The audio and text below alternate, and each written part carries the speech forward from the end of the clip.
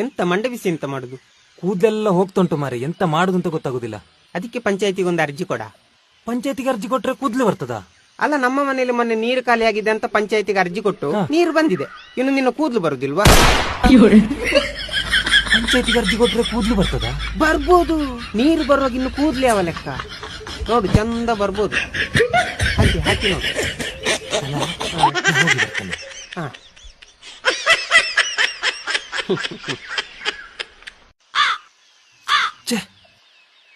ಎಂತ ಮಂಡೆ ಬಿಸಿ ಎಂತ ಮಾಡುದು?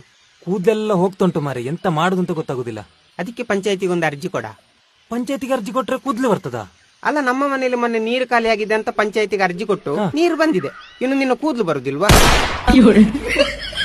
ಪಂಚಾಯತಿಗೆ ಅರ್ಜಿ ಕೊಟ್ರೆ ಕೂದಲು ಬರ್ತದ? ಬರ್ಬೋದು. ನೀರು ಬರುವಾಗ ಇನ್ನು ಕೂದಲು ಯಾವ ಲೆಕ್ಕ? ನೋಡು, ಚಂದ ಬರ್ಬೋದು. ಹಾಕಿ ಹಾಕಿ ನೋಡು. ಹಾ